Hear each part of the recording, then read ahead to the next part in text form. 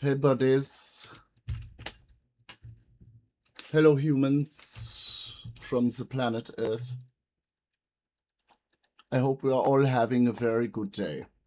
I'm having a very wonderful day because Argentina beat England and we are going to the final.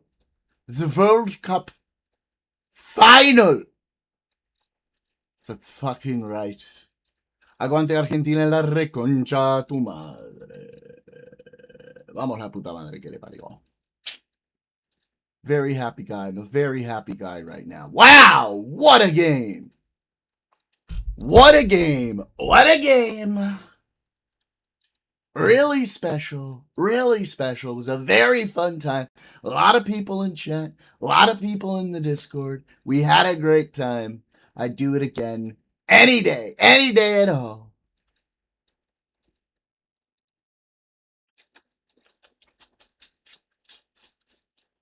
Oh, let me make sure I have my Twitch chat open.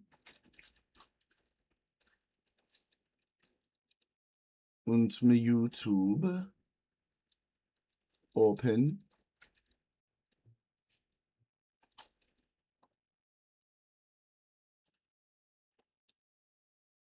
All right. Good, good. Let's go. Let's go. Argentina through to the final. With quite the game, quite the performance. Spain is going to be tough. Spain looks like the best team in the tournament. It's going to be a very difficult game. I really hope we can win because that would be incredible for Messi to have two in a row. The first time you have two in a row since, the 70s, I think. Let me double check.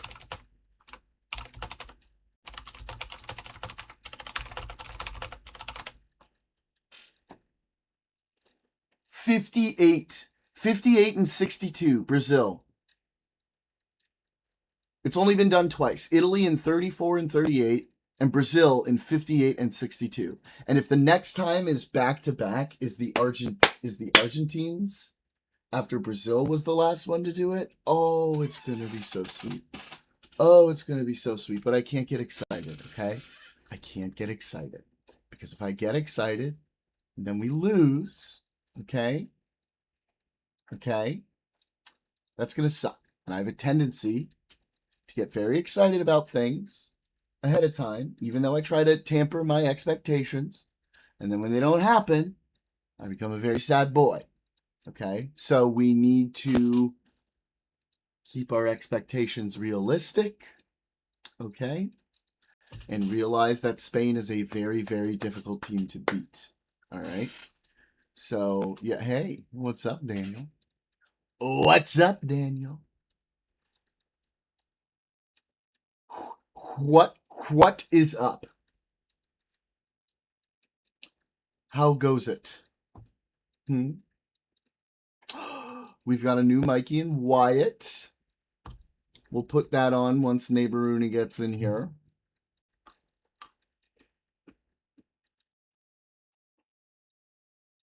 So far, so good. That's good. What a game. What a day. What a day. What a game. We're feeling good. Okay. I'm not gonna gluck Spain. Get the fuck out of here. You can gluck Spain.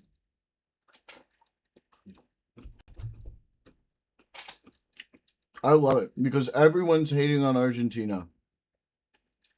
Please, FIFA. Please, FIFA. Rig the game in our favor. Just do it. I don't care. Just rig the game in our favor. Okay? Oh, man. Oh, boy. Oh, yeah. Sorry, I had to let that out. Had to let it out. Couldn't help it. Could not help it.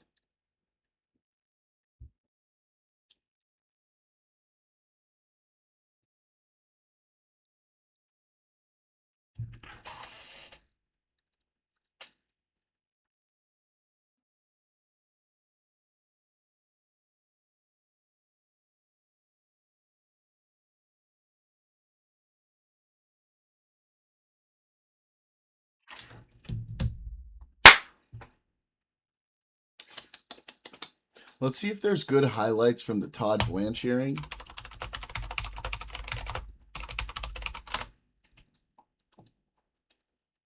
Because I don't want to watch the full 5-hour fucking thing.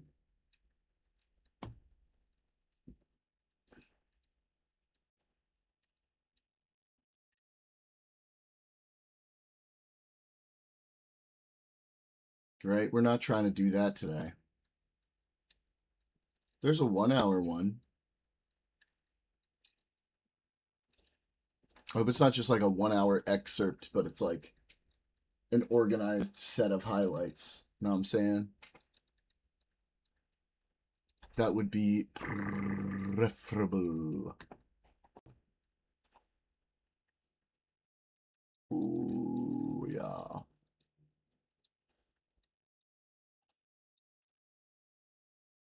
And I guess we'll probably want to wait for more peeps to be in here to actually get into it. Barcode, where's my half a sandwich and sundae and cookies? Oh, did you suck his dick? Are you due payment?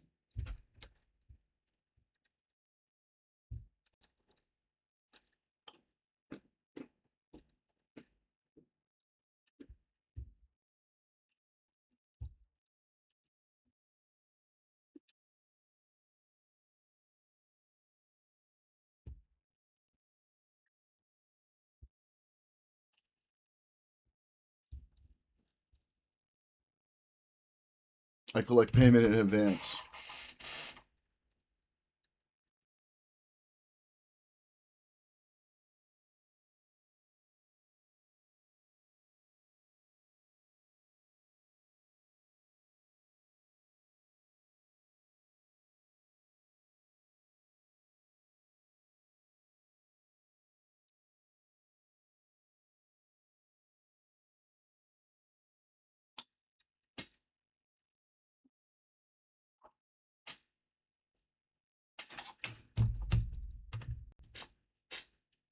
Well, that's a smart way.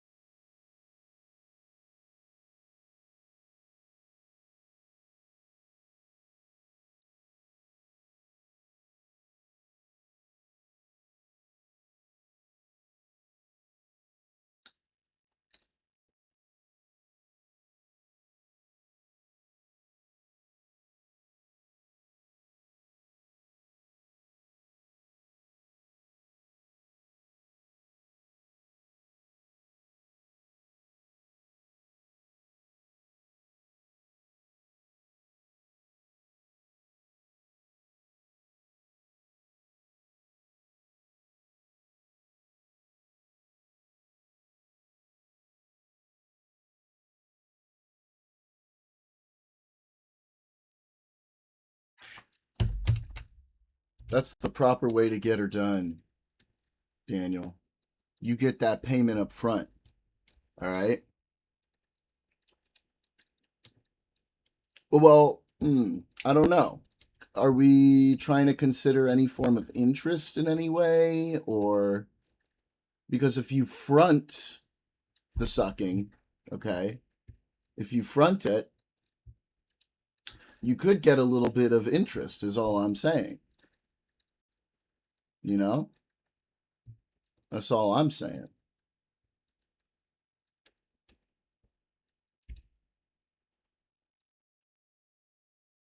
You trying to get that interest? Huh? Huh?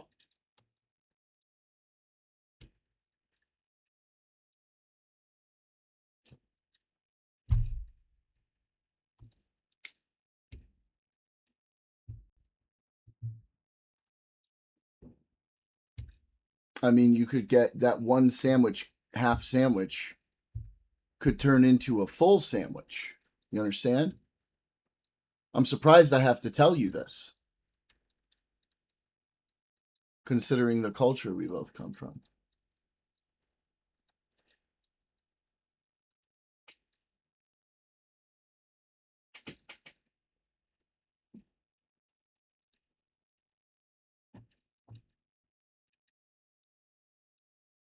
You know, like you could, you should probably already know this, is all I'm saying. Premium double meat isn't a bad compromise, though. Well, yeah, considering you're taking a premium meat too.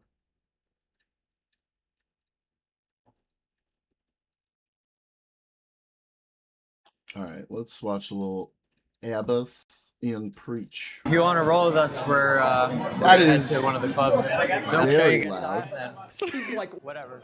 We'll grab one of your numbers.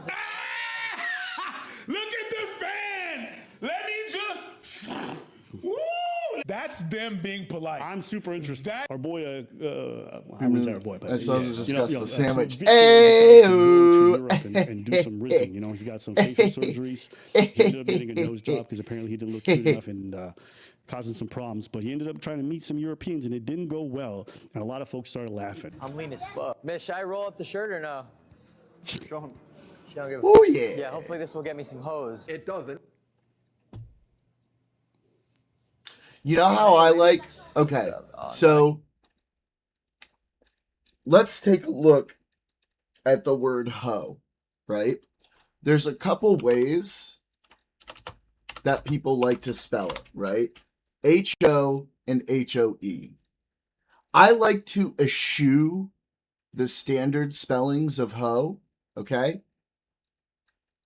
And I like to get fancy with it. That's how I like to spell hoe. H-E-A-U-X. I like to make it a little French.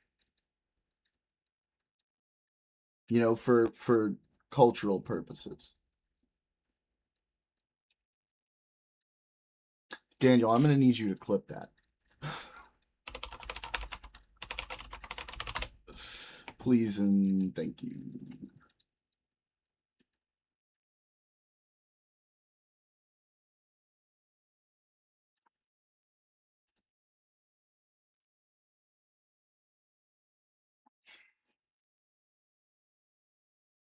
Oh, I'm just looking at Abajo, yeah. I'm looking at the clips Aurora made from today. I haven't watched them yet. Let's have a watch of these real quick.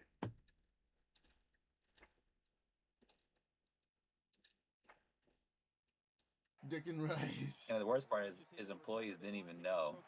It was disgusting. I wonder if that was a qualifier to get hired there, and I ruined them all. Well, I can't speak for anybody else, but I love putting my dick in rice. That's a winner. He's gonna kick it right to the goal from there. He's gonna have. That's a winner. Okay, what about the other one? Dude, he went in so hard. Yeah, I yell for reasons. That's the thing. Yeah, sometimes I'm yelling to hype them up, right? Because they're on defense. You're yelling because it's an acoustic tick that you must satisfy. Well, yes, I'm a retard. What can I say? Otherwise, you will burn in hell. You must satisfy the tick, or the demons come and get you. Dale, chico. Opa. Oh. That might not have been the part that she was trying to clip. Have been the part that she was trying to clip. Have been the part. Uh-oh.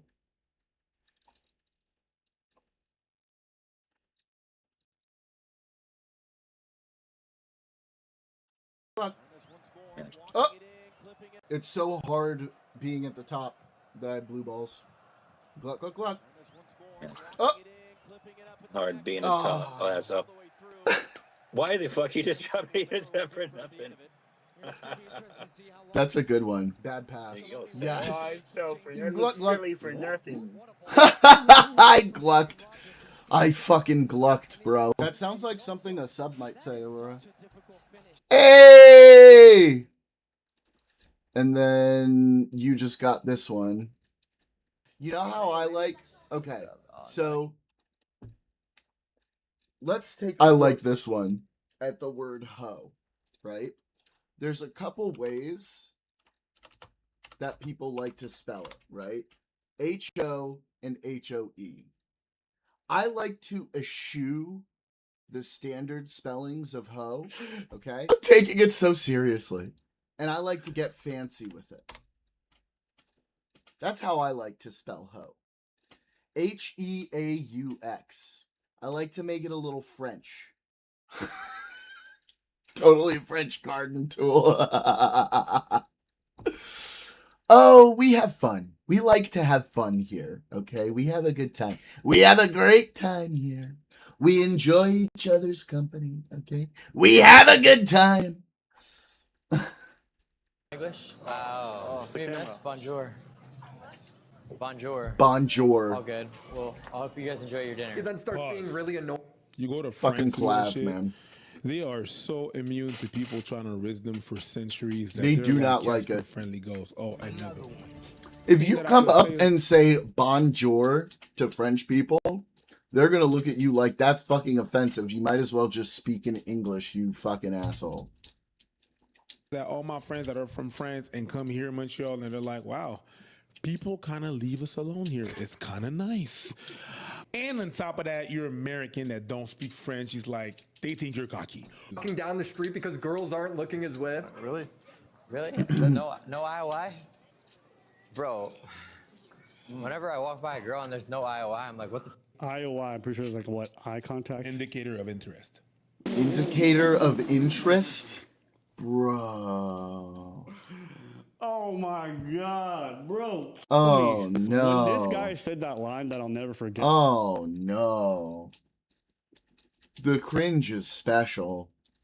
The cringe is very special here.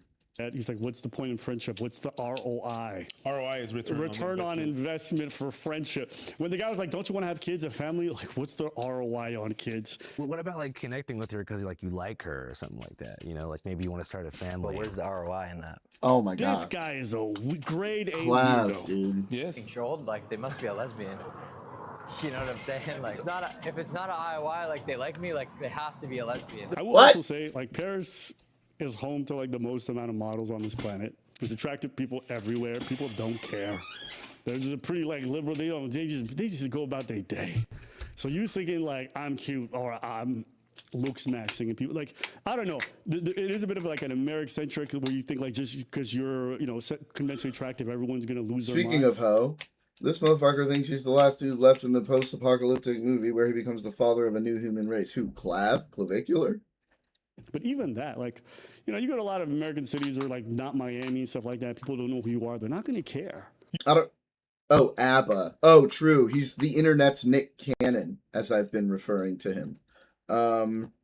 No, yeah, Clav is just a himbo. That's all Clav is. He's just a himbo. Just your standard himbo. But he's made like a system out of it, right?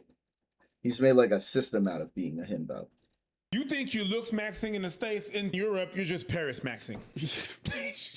Pipe down. How's your day going, guys? Yeah. Yeah, actually, you make a good point. You make a very good point there, Daniel. Just coming to watch soccer. You're in Europe, you're calling it He soccer? said soccer. I don't even know who's playing. Look how confused and annoyed she is. I hope you guys have a good day. Look at them looking like, who's this weirdo? Who's this fucking The reason why dude? I'm mentioning this to you guys is I think sometimes people see these guys on social media and they see these guys in Miami and they're in the club and like everyone's, but that's because they're like with their fans. The average person does not give a fuck about influencers. I'm being very honest with y'all. Like, people will be like, oh, Abba, like, how do you go about? I take the bus, I take the metro. Folks might ask me for a picture once in a while, but otherwise, niggas don't give a shit. They don't care. It's just funny to see these people who are clouded up and they still walk anywhere thinking like folks all are gonna lose their mind and worship them. Yeah, it's especially weird if you're like an internet person because like within internet circles, everybody might know you. Like everybody who's in internet circles knows pretty much who Clav is, right? But like you step 1 foot outside of that into the normie world, nobody has a fucking clue who you are, except for maybe like Hassan and like there's a couple exceptions, but for the most part, normies have no fucking clue about like internet people. He's wearing a black Marty McFly with that vest. I think you're pretty, but I'm fine with that arrangement. I think you'll find a better arrangement. We're in Paris, so. Leaves. Oh, okay. Oh, I think he just showed her social media. Okay, I'm sorry. I'm sorry. I think that's like the most cornball move. That's weird. Look how many followers I have. Yeah. Yeah, 25% of that's spotted. Look. I don't care what nobody says. Anybody who's starting to raise up a person like, look at my Instagram, I'm immediately going to think you're a lame. Fucking if you have weird. to lean on your social media page rather than your personality or whatever, like it's the biggest indicator you're a loser in real life. I feel like more people that like really got, that's the thing, you ain't got nothing else to say except that. You're a content creator without content. People pretend like everyone has like zero self-esteem where they're all just going to be clout-hungry losers. And it's like, no, most people are not impressed by that, especially when you do it in that way. He is a conventionally attractive person. If he worked on himself and his personality to think about things other than just looks, he would do 100 times better over there than how he's doing it. But people see like the camera, the whole clout thing, and they're just like, yo. Yeah, like imagine Clavicular actually tried to be like an interesting person and like learn about things so he could talk about them. He'd do well anywhere he wanted to because look, say what you want about him, he's objectively a very attractive, man, boy, whatever the fuck you call him, because he's young and stupid. But like if he were actually interesting, this dude would be killing it with like some pretty impressive people. Don't seem like you're here for anything other than to try to use up. So people are not drawn to it. I don't know. It's pathetic and sad because he's doing himself such a disservice, leaning into the very things. And he's not developing himself either. I just think I don't remember or know really what you're talking about. I feel like something in my brain is saying something about it, but I can't place it. And I see uglier dudes, substantially less attractive dudes, do super well for themselves just by developing a hobby that's social. Clavicular then meets up with another streamer called Prince of Paris. This guy? This guy's cringe. I can tell, like, listen, guys, I've been to Europe many times. This guy is not, this is not real. He's not real. He walks around insulting people. That's all he does. This guy? No left? Yes. I'm sorry, that hair thing, like this is like Richie Rich over here? No, Harry Potter. Oh my god, he does look like Draco Malfoy. Yes, but Draco Malfoy had more aura. This is the Prince of Paris right here. Nice to meet you. He knows his way around the city like no other. So Gabby, if you want to join me and him, we'll show you a good time later. I'm hanging out with my friends right now. Hey, listen, I said later. If you want to come to the clubs, that's totally fine. If not, we're all good. All right, take care. Damn, turns out a clouded up dude is not better than hanging out with her friends. You know what I'm laughing at, guys? I'm not laughing at somebody going out trying to push people. I think it's a great thing. Especially if you do it in a respectful way. That's all great. I just, the whole lame thing of like, rather than using your person, you're trying to use your your clout or things like. I think that's just fucking lame. Personally, that's all I think. That was Walking up to somebody and be cringe, bro. And you know, the That worst was thing is a lot of young really people look up to cringe. this guy, and all they're really seeing is that having a lack of personality isn't serving him. But he's trying to teach them about game and approaching people and how looks, everything is all that matters. And I don't know, there's just something super sad and pathetic about it.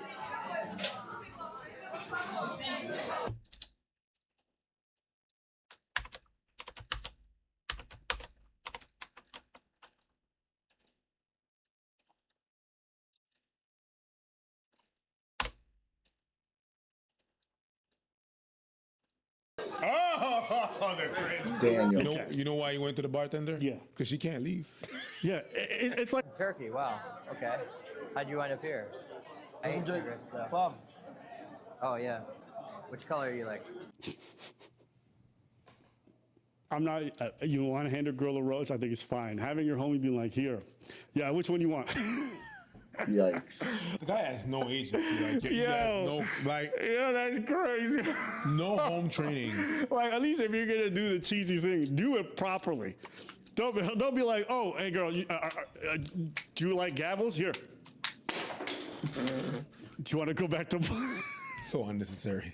Cool. Didn't you try to say Draco Malfoy? You said Draco Allow. Jester is? No. Are you a jester? You trying to insult people because you trying to neg him. Basically, what he try to do is he try to focus on the amog, the alpha male of the group, and he try to neutralize him. I take it back. Deleted. I deleted it. Nope. You're correct. Let me neutralize. That's all fucking lingo. Let me neutralize them. You try to neutralize them in the language they don't know. You know what's a jester? Are you a jester? I don't know. Yeah, like they There's don't. nothing to neutralize. Guys, just existing. They don't What he was know. trying to They do don't is know what put you're that guy fucking down and talking make himself about. look cool. Yes. But like, I just want y'all to think, in people who are not insecure, when is that ever a good thing? It's like if me, I'm hanging out with the homies, and then somebody comes to the group and tries to put one of them down to make herself look cooler, I'm like, hey, bitch, get the fuck out of here. And that's what I mean when a lot of this stuff only seems to appeal to other losers. It's like, what kind of person is going to find you more endearing because you put down their friend? Yo, she's hot right there. No? But it gets so bad that Kleb actually sends someone out to buy him a suit and roses to hand out. His friend Prince actually gets some girls interested, but Clavicular makes it seem like he's going to kidnap them. Hey, if you want to roll with us, we're gonna head to one of the clubs. Yeah, we got better plans than whatever you'll have planned. Promise you that. Yo. If you're interested, we're gonna go to the club. Like, we're gonna go to one of the club. Bro, you were better when you were on drugs. Here's the roses for them. No, you need to be more dull than that. More dull. Dim it down. You're too happy. You have too much. Yeah. Here, alpha male god. It's so cringe, bro. Here's a rose for you. Like, if you want to go to the club, like we're gonna go to the club later if you want. He's looks max. He's the best. Look, not following. You want to get in the car with us? We're going to the club. He's so Get in the car green. with us. Like, we got super. Like, we're gonna go to the club. Like, pop bottle, and you know we're gonna have some fun. Yeah. Yeah. Do you want to? Could I inject something? So in your face? many greens. Jesus. Good Lord, bro. Guys, I'm telling you, there's so many people on this planet who do not give a fuck. And the kind of people who do are not the people. No, not Attack of the Clones, Anakin. No. Oh no, that's the worst. Don't like look at this dude ODing on camera, and all the people around him just watched and just be like, "How's the stream doing?" Yeah, when you only look for vapid things, the kind of people you're going to draw towards you, the people who are going to be around you are not going to give a fuck about your well-being. They're going to be there for vapid reasons, your fake numbers, your clout, all these things. You know, all these guys, they look and like they say, oh, all these people want to use me for my money, for my whatever. It's like, yeah, because that's all you advertise. You know what I said? I said that years ago. Yeah. You trying to attract women with cheese, you're going to end up with rats. Same thing with men. I had the same friends before I made it to where I'm at now. And when I lose, if I ever lose all this stuff or the cloud's gone and the YouTube's again, I'm going to have the same people around me. The reason why is we don't predicate a relationship on that. I don't see my niggas and be like, look at my followers. I'd be like, yo, y'all want to get on a private jet today? We just have we talk about life. We check in on each other. I just feel bad for the kid. I say I feel bad. He's got a lot of influence. He's breaking in millions of dollars, so I don't feel that bad. But he doesn't have to do this, and he's really working against his own self-interest doing things this way. What do you think? If you want to take a leap of faith that will show you a good time, then He's like, what the hell? Guys, look at the women on The the look on her all, like, face, looking dude. for- they're all cringing. Set up in the world. correct. Look.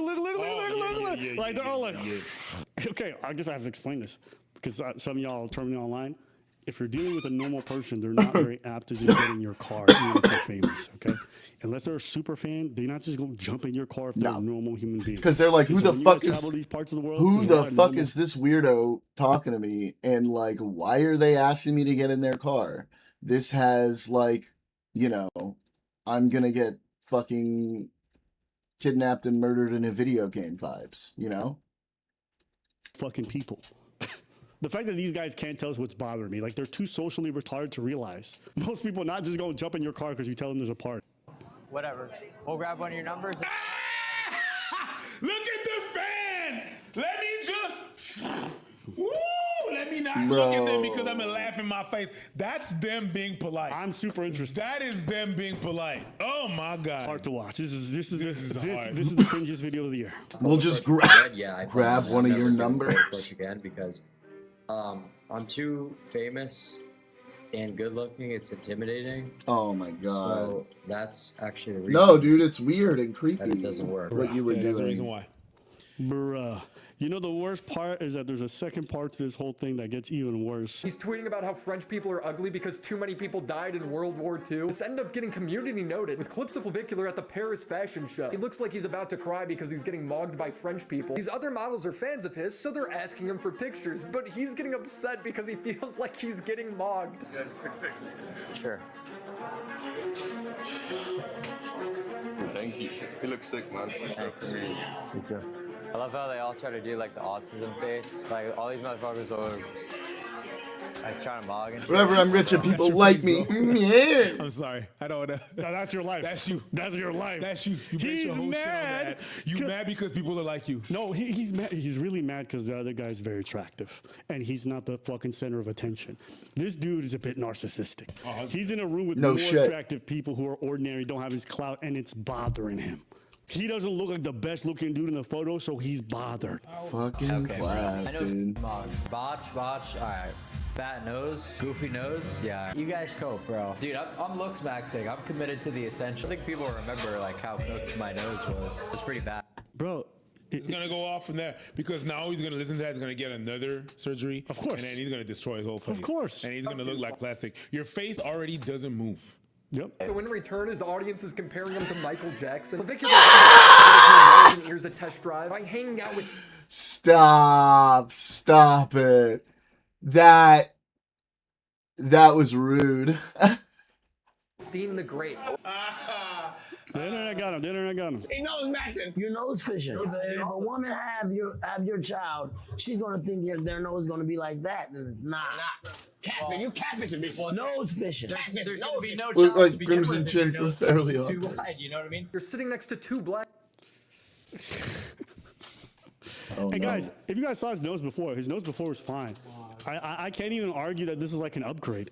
But the dude is so insecure, rather than working on the things that he can control, as an already attractive person, he really went and got a nose job. I don't know, bro. I have a hard time. This is very difficult for me that we're at this point in our lives with society. No, he's got like 2 more years of this, and then. Oh, the Murphy dude. So before this guy, there was another dude who was like the aesthetics dude. Okay, so like there's 3 versions of the aesthetics generation. Is Ziz. You remember that? ZY. Oh my God, look at that guy. He was a bodybuilding dude from Australia back The in day, hair, went the mega hair. viral on a lot of forums, and then he became an international thing. I'm gonna say 2010s, okay? But this guy's doing the whole injectables. He's talking about being aesthetic and how important it is or whatever it is. He goes to music festivals, very, very famous at the time. He passes away. How does he pass away? Heart attack at 22. Right, pumping himself long enough, boom. Just recently, the second portion of this, I think the guy's name is something Murphy. Connor Murphy, okay? Now, Connor Murphy was a bodybuilding dude, and I want to say in his defense, you know, he wasn't somebody who was as autistic socially or whatever, but he was very obsessed with his looks too. And at one point, he was seen as like the aesthetics YouTubers. He would do the injectables, he would do the whole stuff, he would do the videos of approaching the girls and showing out the physique. And then he ended up having like I want to say like a midlife crisis. I don't know. He was younger than that. He was in his mid-20s. I feel like I remember this. Psychedelics. He realized all this stuff was. I feel I remember watching a video about this. But you know, he was doing still a lot of the crazy shit, and he ended up being dead, drowned in Thailand in a body of water. Yeah, he died like 2 days ago. Yeah, I thought it was recent. The people who hyper obsess over their looks and the things they have to do to maintain it, the way it affects their personal lives, like that stuff can't be discounted. And most of them have a tragic end. And think about Clavicula. He had an OD on stream. Blue and yellow, purple. Yeah. Dude, if he doesn't get his shit what's together, gonna happen to him after nobody gives a fuck about the cloud anymore? And he's a not going to regular do person? well. Look at his self-esteem now. What's his self-esteem going to be when no one wants to hear about looks maxing fucking goofiness anymore? Imagine what he's going to do to get ahead when he loses everything. You can bookmark it. There's very little odds that I believe that this dude is going to make it at this pace past 30. If like the whole looks maxing thing dies in 8 months, what can very much so happen because internet and fads and everything and stuff. So the ways has narcissistic tendencies, that's not going to be fulfilled. He's going to want attention that he's not going to get. People are not going to care. Go back maybe to substance abuse, and then pop goes the weasel. Pop goes the weasel. I see a much more extreme version of Connor Murphy or even this guy. I see and they died early. Yo, grab my waist. That's it. the cringe. The cringe. Oh, he's using his like cult speak. Looks maxing cult speak. What is IOD? Indication of disinterest. Indication of disinterest. Oh, dude. It's like when people like get brainwashed or like are in like a cult or like in like these weird like power dynamics. It's like abuser abuse situations, and they start adapting like the language of the rest of the cult or like whatever situation, right? It's so weird to watch that happen because like they speak in like a language and nobody really outside of the group or their situation or whatever like understands what they're talking about. So they'll say a thing and they have to explain it again because no one's on the wavelength. I might have to move on with you. What? Guys, I don't even mind that he doesn't want to hang out with the girl after she said, yo. That's so weirdly autistic. It's normal. I don't know what their dynamic is. Maybe it's valid. That is maybe so it's not. Maybe weirdly she's just autistic. trying to look like she's hard to, I don't know. But like in real life, using all these cringe fucking terms like IOD. Yeah, don't say that shit. Don't say it. You should hang out later. What's the return on investment for a date between what? us? Like, I don't know. And the fact that this guy's like the #1 dude for folks is just crazy. We have taken people who used to be charismatic and we've gone to full social retards and autism bros as like the indicator of what you want to be like. It's just fucking cringe. I just cringed for the whole fucking 35 minutes. It was. You know, a lot of people send me clips at me. He's like, but he's right, though. Like, he's right about looks and everything. No, because he's got the looks, and it does not work. Looks will get you somewhere, but looks could get you so far. Eventually, people are like, empty vessel. The issue with looks maxing is that looks maxing, the people who choose to do it, it doesn't happen in a vacuum. And what I mean by that is, like, the problem with looks maxing oftentimes with folks who do, like, I know the hammer stuff might be a meme, but like the pepper and all that stuff. That is a meme. Is That's a oftentimes you're weird trying thing. to supplement like a deep insecurity that you have. Very rarely are people who are very deeply secure with themselves doing a lot of the looks maxing. And so a lot of the issues that they're masking with like their improved looks still exist. You could be marginally attractive. You could be like around the mid levels and just get a decent hobby and you're fine. You know, this idea that you gotta do all this shit to ever get a girlfriend and to even be looked at by people, it's just like, it's not real. It's not real, but we wanna believe it's real, and so we justify it. Putting all that energy into looks maxing and not developing the other aspects of your life that are equally, if not far more important, is just too odd to me. So when I see the looks maxing community, it's no wonder to me that's so full of like autism bros. Anyone who would spend that much time obsessing over their looks is gonna lack in their social skills. Yes. It's very hard to be charismatic and to draw people in and be looking at yourself. You need to be fucking interesting, okay? You can't be fucking boring, all right? Sometimes you'll get lucky and be boring as fuck and like have a person who just like for some reason you click all the right buttons and they like you and they don't realize you're boring as fuck. But the odds of that are very, very small. So you have to work on you because you can be attractive, but that's only going to get you so far. That's not going to get you into like a long-term relationship. If you're like attractive and boring, then your relationships aren't going to last. If you're unattractive and interesting, you can actually build a real connection with someone. And over time, let's say you have, you know, severe visual deficiencies, we'll put it. That's something people can get past because if somebody really loves you, it doesn't really matter what you look like, right? They'll love you anyway. But if you're interesting, you can make an emotional connection with them. That's the most important thing, being able to make that emotional connection with somebody. A lot of times people will get over, you know, if you have like certain weird attractive things. Not always, you know, a lot of times you also want to be like attracted to your partner, but attraction can come out of all kinds of different, you know, avenues and venues. And, you know, sometimes the attraction that you have to somebody isn't just about looks. It can be about like your vibe, for example, right? I've heard that before.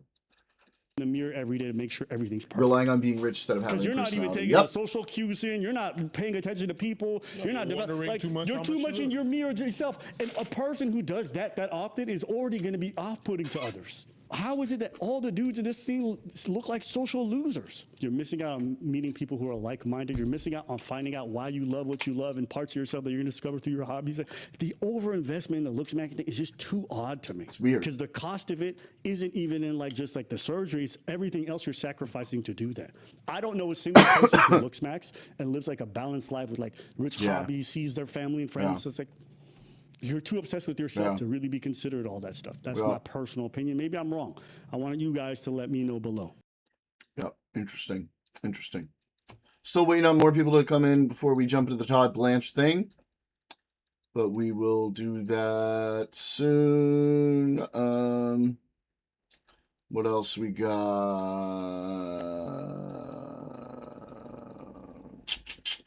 I mean, there's a balance. You don't want to be a slob and look like Mike Eats PA. Or just to call the hut butt at the same time. You can't obsess. Yeah.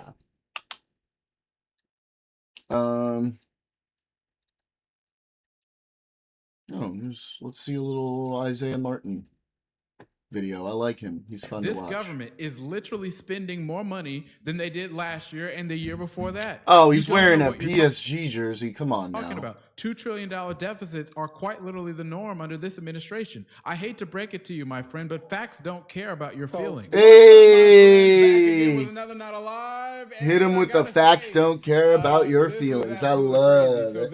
I love it. Democrat derangement syndrome. It's a really big thing. It's when Republicans go and create these massive problems and some kind of way they find a way to blame us Democrats for them. There's a guy from Mississippi who ultimately is blaming Democrats for all the problems, but it's a Republican-ran state. I mean, you really can't make this stuff up. He did a lot of dream shaking. He was all over the place. And to be honest with you, I got quite passionate. So I want you to watch the full thing, and I'll see you on the other side. I did vote for Trump in this election. I really got to start doing the TikTok thing, man. I think many people.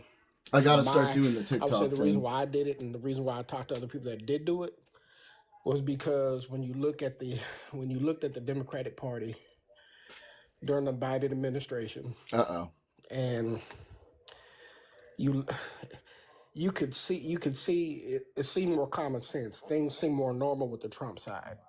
When you talk about families, how'd that work out for you? LGBTQ, you talk about How'd that work out for you? Huh? How'd that work out for you? Oh, I'm good. I'm explaining to you the reason, like people's perspective. Me personally, if I wouldn't vote for someone who can't. If I'm looking at a woman and you can't tell me what a woman is, if that's something that you can't answer, why would I vote for you? If you can't make a judgment like that that's clear, why would I trust you to make other judgments and even create policies? Right. If that's what you think. You know, what? Yeah. Even with the abortion thing, you're saying a lot of financial stuff with abortion. That's true, But many of the reasons people Tiny sweet with Shakespeare has been an old trap of trying to be too kind to start. Not wanting to burn a bridge at the start, but got better towards the end. No, I don't think I did. get abortions is because they just don't want to have children, and so they don't want the responsibility. Sometimes it's money, and I'm a teacher. I deal with 18, 17-year-old students, black students. I'm in Jackson, Mississippi, a predominantly black city. So you know what? I deal with students. I still talk to students that have graduated and tell me, oh, I've got an interesting. abortion. I didn't want kids. PF Jungle. People are selfish. They want to live the way they want to live. Sometimes it's money. Sometimes it's I just don't want no kid. I don't want to be a father. You know what? All right. So you know what's interesting? I think that we have a variety of different opinions when it comes to what's common sense or what's not. And frankly, I think that the American people, what? No, that's a fact. You talk about facts. What do you mean? Blame the autocorrect. Why don't you ask me a question? Ask me your question you're looking for. I don't really have a question. Well, you want to know what a girl is? Like what? I already know what a girl is. What I'm saying is you have people that can't tell you, like, for example, like Ketanji Brown Jackson. Yes. She's a judge. So, why would I have you being a judge and you can't tell me? Okay, what a woman is? here's what a woman. Your mom is a woman, right? So I think that we can very level set on what a woman is. All right, that's just point blank. That's common. See, that's common sense. Your mom is a that's woman. easy for you to say. Correct. Now let's not. But okay. But you made a lot of statements. I'm going to talk now. The point is that what's common sense is not going in and ignoring every single bit of economists on this country that tell you that when you put universal tariffs in place, that's going to raise our prices. Trump was a low IQ baboon. He did it anyway, and our prices went up.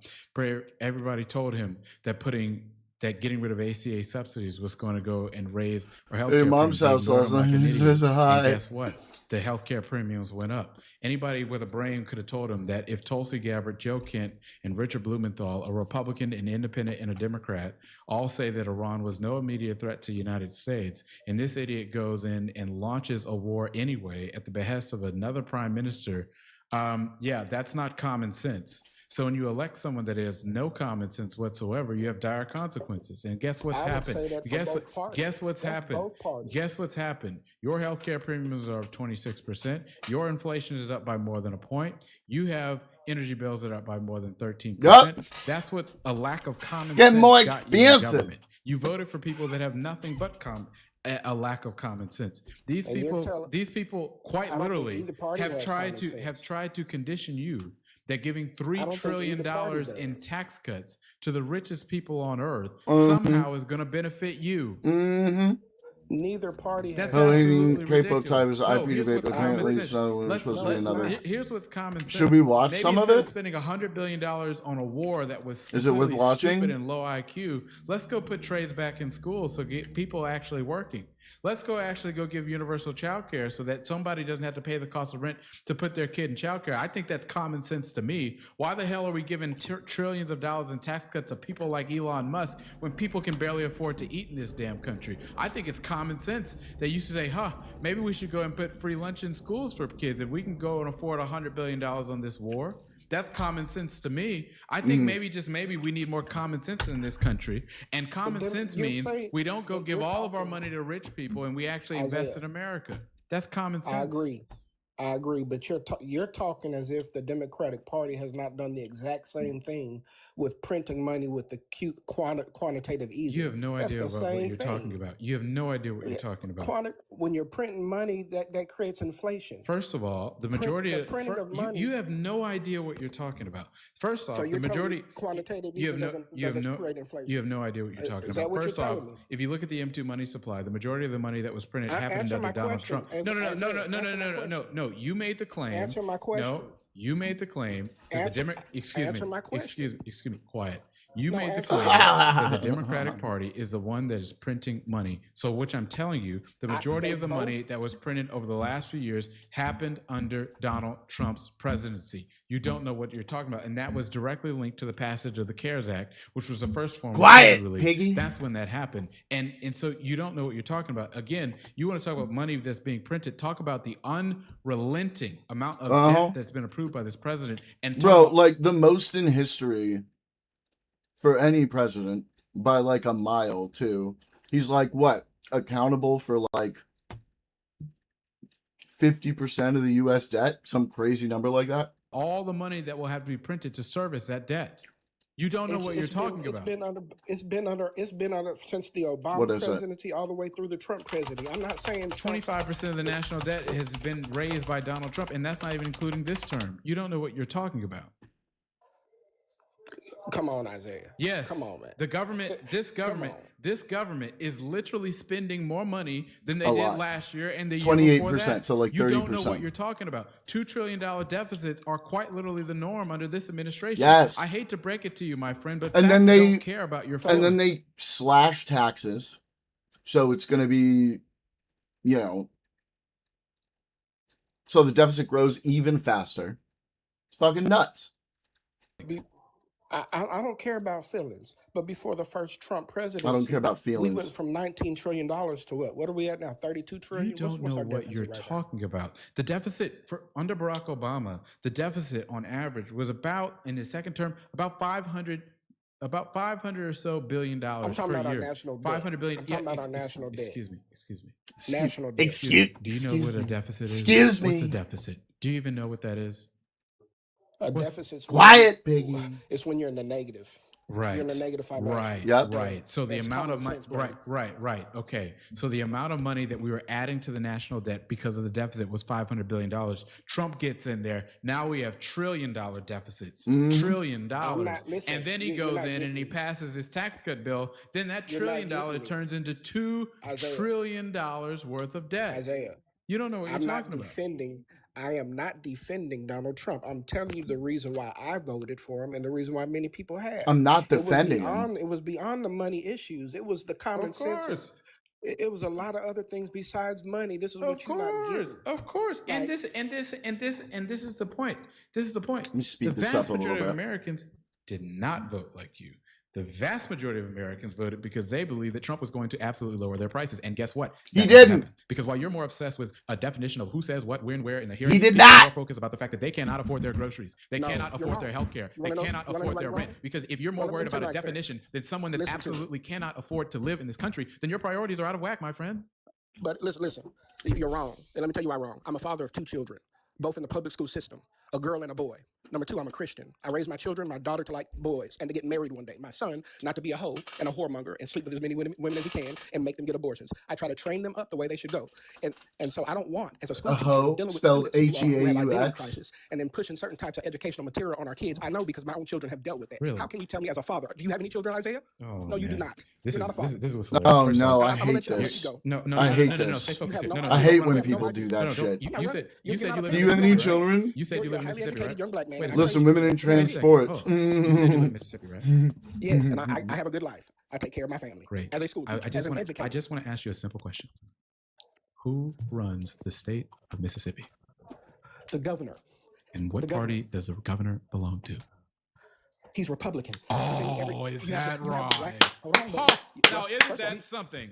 No. So your Republican governor is the one? So you're blaming Democrats for allegedly forcing things on your children when your state is quite literally ran by a Republican. And for the record, what party did the governor before Tate Reeves belong to? What party was he a part of? No, wait, but before you answer. I'm not really sure. Before you answer. He was a Republican. They're all Let Republicans. me say this for the record. Let me say this for the record because I misstepped. Tate Reeves is on record not supporting any of that transgender stuff. That's just one thing. So let me say that for the record. That's actually not true for him. But he runs the state. Yeah, but every All right, we're gonna follow this up with the Todd Blanche stuff. The mayor's black. I'm not asking about councilmen's are black. I'm not asking about that. I'm asking about who runs the state. The buck stops with Tate Reeves. Anything that you claim is being pushed on by your kids is because Tate Reeves is the governor. You don't know what you're talking. You're blaming the Democratic Party when Tate Reeves, a Republican, is quite literally in charge. You don't know what you're talking about. How can you be an educator and you don't even know how your government works? You know, you can be an educator in many things. I can be an English teacher. I can be a mathematics teacher. I can be a scientist or a science teacher. I can be an art teacher. At least expect for you to understand how the government works. Isaiah, I understand, and this is how you get off. Let me say this. Straight up. Be humble and stop telling people that they're low IQ because you're one of the reddest ass states. It don't fit because just because you say it doesn't mean someone's low IQ. That's just you attacking their character. What I'm telling you is the fact that you are trying to blame the Democratic Party for something in a Republican state that is quite literally run by a Republican governor. And if you seriously, I did not say. Oh yes, you did. I didn't blame nobody. I said I'm a school teacher. You said they're pushing. No. You said they're pushing. I'm a school teacher. I said I'm a school teacher in a predominantly black city, Jackson, Mississippi. I have 2 children, a boy and girl. This is exactly what came out of my mouth. And I don't want them being pushed because on them. So as an educator. You said that this is being pushed. You said this is being pushed, and you said this was being pushed by Democrats. That's the point. That's the point that you made. And the point is that the Republicans are the ones that run your state. So you don't know what you're talking about. If you're going to make the claim that this is a result of something that's being pushed by Democrats, that is a lie, an outright lie. And if you cannot go admit that that's a lie, then tell him, Isaiah, like you to go forward and push something that's an outright lie. You're a liar. So you believe that. No. I told you. You're a liar and a stupid. Tate Reeves is not actually pushing that type of agenda. He's the governor. He's anything that happens in that state. The buck stops with Tate Reeves. Anything that happens as Tate Reeves. I'll just say look up his policies then. Well, then he's the governor. I don't give a damn about a PDF. I care about the fact that he's the governor. So if you're saying something's being pushed, then blame Tate Reeves. You can't blame Democrats when the Democrats aren't in charge to push anything. It's Tate Reeves. But see, here's the thing. Here's the final point that I want to make. No, hold on. Let me say one more thing. No, here's the final point. You mentioned a good is thing. that these wait a second. So why are you blaming the president so I'm much? not done. Why you blaming? He's not done. Look, He's you're on your last. not. Here's the point. Is that imagine wanting to be accepted by these Republicans so bad that you go and you blame a party that's not in power, hasn't been in power, has no control or concept over anybody. You want to blame Democrats so bad to feel accepted, and it's absolutely just plain ridiculous. It's ridiculous. So here's the point. You don't know my heart. You don't know my heart. Here is the reality. You don't know my heart. Democrats for something that they have no power over, no control over, because you want to tap dance for a Republican like Tate Reeves. That's absolutely pathetic, and I stand by what I said. That's low IQ behavior, and I stand. You're low IQ. You're low IQ. Take that how you will. Take it how you will. You can't beat me in a debate, though. That's the thing. Stop. Beat you in a debate. You're low IQ. You're low IQ. I just came on to tell you why people voted. And you have no real day, point. Isaiah. Take care. All right, have a good day. I mean, it's almost like he didn't even know that Tate Reeves, the man he voted for, was the one that was running everything. Well, you know what? Honestly, I take that back. He did know. But he expects that folks like us are just stupid. And to be honest with you, this is the type of hypocrisy that Republicans bring up that we always have to call it. It is frustrating. Because when you take what they say at face value, a lot of people would have gotten into the substance of what he alleged was being pushing inside of schools. A lot of people would have gotten into that, and there would have been a whole debate whatsoever. But that's not the focus here. The focus is that I already knew that was BS. So the real thing is exposing who exactly runs their state. Because if they're voting for Republicans and the state is run by Republicans, you cannot blame Democrats for whatever it is that you're alleging is happening inside of the schools. It doesn't make any sense. So when you do this, the entire argument just gets completely deconflated. You don't even need to get into the merits of what he's exactly talking about. You can just talk point blank directly. And that is really important because a lot of these people are in red states across America. And some kind of way, they still manage to find blame on Democrats for everything. I'm sure you have a cousin, an uncle, a brother, sister, whatever, maybe an old friend, who knows, that lives in a red state that's constantly bringing this stuff up to you. And you can just tell them, hey, bro, who runs your state? I mean, it's really just that simple. Because when you do that kind of stuff, you can really go forward and just point out just how insane a lot of these things are. And look, again, Republicans don't care about anything when it comes to your money, your wallet. They're the party of ridiculous economic values. I mean, think about it. This guy was okay with all of these price increases, okay with the fact that healthcare premiums, all of that stuff up because of this imaginary problem that literally had nothing to do with Democrats in his state. Anyway, I appreciate you guys for watching. As always, like, comment, subscribe, and I'll see you guys around. You're welcome. We appreciate you too, Isaiah. All right. Let's get on to the Todd Blanche stuff. Yay. Senator Booker.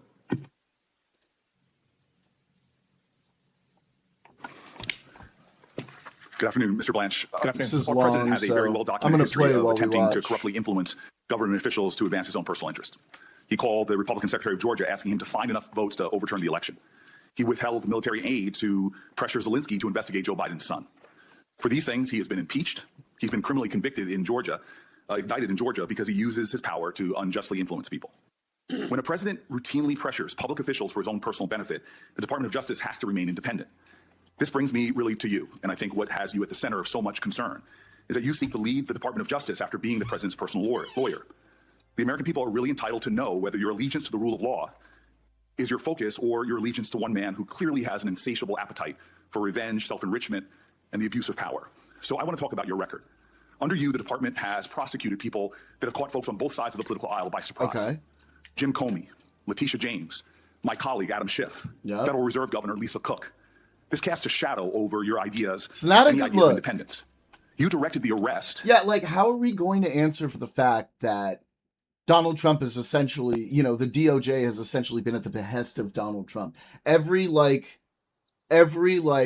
you know, a political enemy of Donald Trump and Kash Patel and all of those guys, like, they all have been gone after at some point or another. And the amount of, like, actual indictments that move on to, like, a trial that aren't dismissed is fucking embarrassing.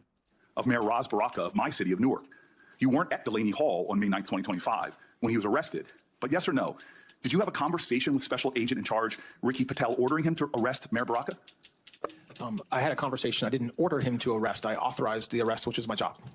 So you were not there, and we have body camera footage of him then moving and saying, we are arresting the mayor right now per, this is his quote, the Deputy Attorney General of the United States. I want to put that into the record, your comments there. And the district court, assessing all of your conduct, admonished the Department of Justice. This is the quote of the judge, the federal judge. Your role is not to advance political agendas. Your allegiance is to the impartial application of the law and to uphold due process for all. True. But this is just one example cited by over 1,200 current and former Department of Justice officials appointed under the presence of both parties who warned that you should not be in this position because of your inability to be independent from your personal allegiance to Donald Trump over the rule of law. True. I met yesterday with Epstein survivors. Some of them are here in the room today. Congress, in a bipartisan fashion, passed the Epstein Files Transparency Act because the American people were demanding justice. Yet you failed to abide by that law and release the files by the deadline established by the law. And then eventually they were like, released, you failed to protect the survivors that law was intended and then to protect. eventually they were like, well, we can't Information, release the rest of the names, phone files. numbers, We're going to keep home 3 addresses, million of them. and images were released. Powerful people were redacted. Survivors were subjected to re-traumatization. More than 1,200 victims, yet only 2 people have ever been prosecuted, Jeffrey Epstein and Ghislaine Maxwell. Now, I was stunned earlier by your conversation with one of my colleagues that you wouldn't even commit to meeting with the survivors, but you did meet with Ghislaine Maxwell. Yeah. Your claim that you can't meet with these victims because I will say, though, nothing was as embarrassing as fucking Pam Bondi during her hearing. Represented by counsel is utter nonsense. Counsel can be present or a client can waive their right to have counsel, but you're a lawyer. You know this. That was not truthful what you said to my colleague. You said that they should meet with the FBI. All of these women have reported their crimes decades ago, but yet you won't meet with them. What you will do is meet with Ghislaine Maxwell. Over a year ago, you sat with her, and you publicly said you were seeking the truth. So let's talk about what that 2-day meeting produced. Did your interview with Ms. Maxwell lead to a single additional person being charged, yes or no? No. Did it lead to a single new investigation, yes or no? No. I can't talk about whether there's any investigation. I'm not asking you about an ongoing or closed investigation. I'm just asking you about this unusual question, yes or no. Did you or anyone else from the DOJ or associated with the president discuss a presidential pardon with Ghislaine Maxwell or her attorneys? No. Did you discuss clemency, yes or no? No. Did you discuss... She was convicted. What do you mean clemency? Did you discuss her transfer to another institution, yes or no? No. Well, just 1 week after your meeting, Ms. Maxwell was transferred from a low-security federal institution to a minimum-security prison camp. Were you involved with that transfer? When, as I've talked about before, in the time leading up to me going down to meet with her, we learned that she was receiving threats. It turned out... I'm going to interrupt you for a matter of time because... Okay, well, it's not a question I can answer, apparently, in the time you're giving me. I'm going to tell you this because I deal with issues of criminal justice. When people are under threats in a Bureau of Prison facility, they're put into solitary confinement or protected. They're not moved to a camp. That's not always true. It is. Well, what is true is someone that is accused of child sex trafficking under the Bureau of Prison's own policies is not put in not a good like look. This that seems clearly like a reward. The Department of Justice is also responsible that powerful corporations play by the same rules. Let's take a proposed merger between Paramount, Warner Brothers, and Discovery. This is no ordinary transaction. It was a proposed $111 billion merger involving 2 of the last remaining legacy Hollywood studios. As Deputy Attorney General and later Acting Attorney General, you exercised oversight of the Antitrust Division. You approved the decision to close the department's investigation into that merger, yes or no? I was part of the decision. Yes, you were involved in that. You don't even let me answer, man. Did the career attorneys who investigated that deal recommend closing that investigation? I didn't have a conversation with the career, but as I was saying, I didn't ask you that. I asked you, did the career attorneys who investigated the deal recommend closing the investigation? I have no idea what they were. You were in charge of that department, yet you have no idea. Well, I didn't say I had no idea. It's no idea about the question you asked, but what the career attorney's view was. You do not know what the career attorney's view was? I'm not sure what the view was with respect to closing it or not closing it. Let me tell you why ethics laws that bind you about the appearance of impropriety are so damning in this case. On the same day that Paramount shareholders voted to approve the merger, David Ellison, the head of the acquiring company, hosted a dinner that you attended honoring the President of the United States. While you were at that dinner, the DOJ was still investigating a merger. Did you speak with Mr. Ellison on that evening? No. Did you discuss with anyone involved in that organization that evening the department's ongoing investigations? No. Well, 6 weeks later, after that dinner, that investigation was closed, that you're stating you have no idea if the attorneys in charge even finished their investigation. That's not what I said. What did you say? You asked me a question about whether the attorneys recommended that the investigation be closed, and I said I wasn't sure. That's different than what you just threw back at me. Do you believe that creates an appearance of impropriety that you were at a dinner? No. Okay. The Justice Department ethics rules are very clear about avoiding the appearance of impropriety. In a case like this, I don't think that's appearance of impropriety. I think that's improper. that the elected, that the connected and the powerful are getting a chance to rub shoulders. It would seem appropriate that you avoid those kind of appearances and dinners like that. Every appearance or dinner or speech that I give are cleared by ethics officials. So your attendance at that dinner was cleared by ethics officials? Everything that I do. I didn't ask you everything you do. Was your appearance at that dinner You can ask the questions, but you cannot control my answers. I'm under oath, and I can answer the questions. I choose to answer them. Were you so what I will approved tell to you is when I approve? do Yes things or no? when I Were do you things- approved when by I do ethics? things outside of the department, whether it's a speech, Spicy. whether it's a dinner, whether it's an event, they are approved by ethics officials. You did not answer whether that attendance was approved. Every time I go out, it's approved. Yes. You know, Lincoln, it was said about him that if you want to see the true character of a man, don't view him in adversity, give him power. I believe you've had a lot of power. And so we don't have to speculate about what has been revealed with your time in that office. We don't need to worry about what kind of attorney general. You've already had that power. This isn't a job interview like usually. You've sat before this committee before. You've made promises time and time again before. You got the job, actually, to be the number 2 and the acting director. So this isn't a confirmation hearing. This is more of a performance review. And clearly, when it comes to the treatment of Epstein victims, when it comes to politically motivated prosecutions, when it comes from avoiding appearance of impropriety with corporations, you failed. Y'all quiet. You're asking this body for a promotion, and you've spent today making a lot There's of a lot of you in promises here. to Y'all follow the law, quiet as promises to shit. be independent, promises to serve the American people and not the president. But we don't need your promises. We have your record. We have watched you exercise one of the greatest powers entrusted to any public servant. And what have you shown us? 1,200 victims waiting for justice. What have you shown us? Looks like Scott There's Jennings. 2 prosecutions. While the people involved, the victims, are waiting for action, one of the people prosecuted gets the most cushy arrangement possible after you visit with her. Again and again, you seem to be favoring the interest of a president and the He's powerful. also upset You've chosen like Trump Scott over truth. Jennings. You've chosen corporations over the Constitution, and you failed to meet the test. I'll say this in closing. This is why your nomination should fail. The Attorney General's client is not the president. It's the American people. You've been protecting one man for most of your career, for years and years and years. He has demonstrated himself to put undue pressure. This is why he was impeached. This is why he was criminally indicted. If your record and your testimony today should show us anything, it should show A you Looks why you Max should not be doing this version. job. Senator Whitehouse. Good morning, Mr. Blanche. Good morning. Why won't you tell us what became of the $50,000 in confidential money that the FBI reported that it gave to Tom Homan? I'm not aware of what you're speaking about. To the extent that there have been public reporting about an investigation, I know nothing about it. Well, the public reporting is that the FBI reported giving $50,000 in the nature of a bribe to Tom Homan. And there's been no report of what They became of that reported that they. $50,000. Will Okay, you answer but that question? okay, hang Not on. now, but will you answer that question? Because we've been asking for a long time now. They reported that they bribed Tom Homan. That doesn't sound right. I think there's a little bit of interpretation being used there, but yeah. The department certainly knows what's happening. I'm not aware that that's true. Well, take a look at it, and it's publicly reported, and the FBI reported it, and you should answer the question. That's not the only one. Here's a list of unanswered questions that I have just asked. I don't know how it is that the chairman thinks that you've cooperated with the committee or that you've been transparent with the committee. That is not my experience. You said earlier that you welcome our questions. Great, answer our questions. That's the real point. Where we've failed to get answers to our oversight questions, we've actually had to revert to the Freedom of Information Act, the general law of government transparency, to try to get answers from the Department of Justice. Here's how we did. Not well. We have this stack of questions that you haven't answered in the nature of oversight. We have this stack of FOIA requests that you haven't answered. And I think it's important for us to believe that you actually take seriously your constitutional oversight responsibilities in order to confirm you, that you actually take seriously your obligations to this committee, irrespective of party, majority or minority, in order to confirm you. So I will ask before we get to a vote on this that you take a look at these and get us answers. Where we have had answers, Mr. Blanche, they have not been informative. They have been blow-offs.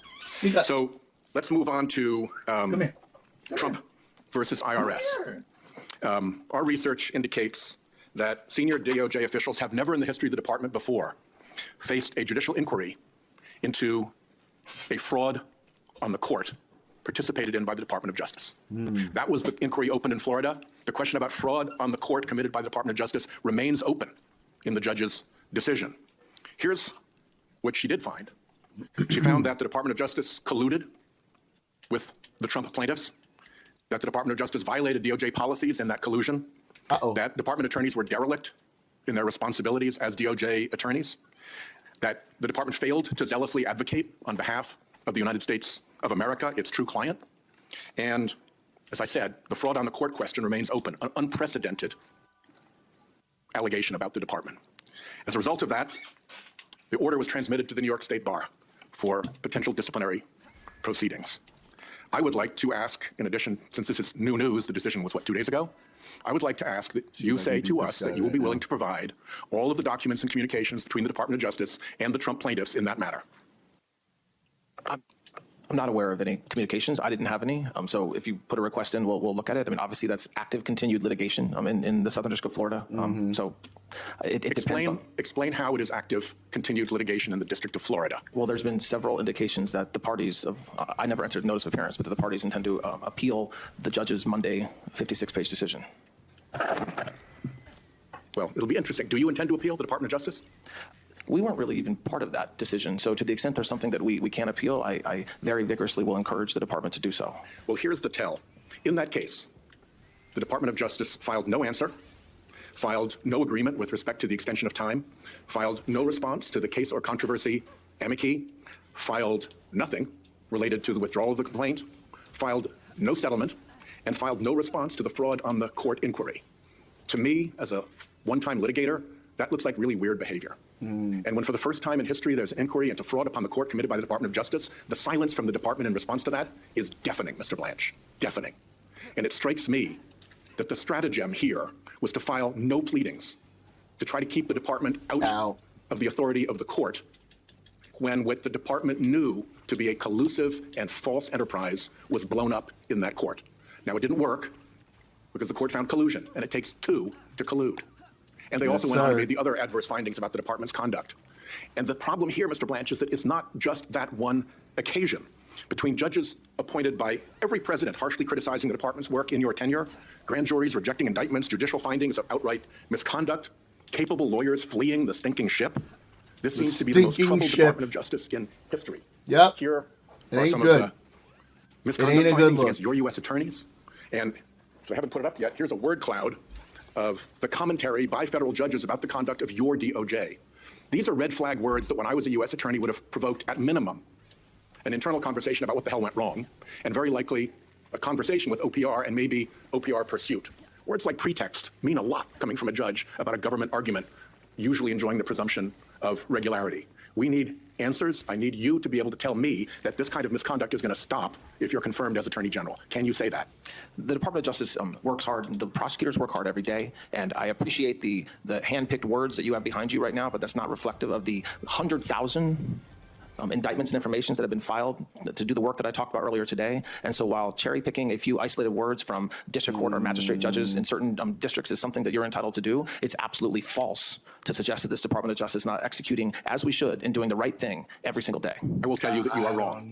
That in the history of the department, this kind of criticism by federal judges is unprecedented, and it comes from judges of every different political persuasion. Your shit is very sus. Let me ask about the FBI. How long do you intend to put up with that Kash Patel character? Are you good with his airplane jaunts? Are you confident he's not drinking on the job? Are you sure none of his travel is a pretext for vacation activities like snorkeling, Olympics, and visiting girlfriends? Are you sure he knows what he's doing? Do you vouch for him? Are you willing to look at whether he lied to this committee? That's an extraordinarily obnoxious question, Senator, and I have full faith in Director Patel and the work that he's doing every day. Great, you get to own that. One last thing, if I may. You have refused to exclude January 6 rioters from your anti-weaponization fund. You have refused to put in writing that the slush fund is dead. Indeed, you signaled to allies that payouts are still on track.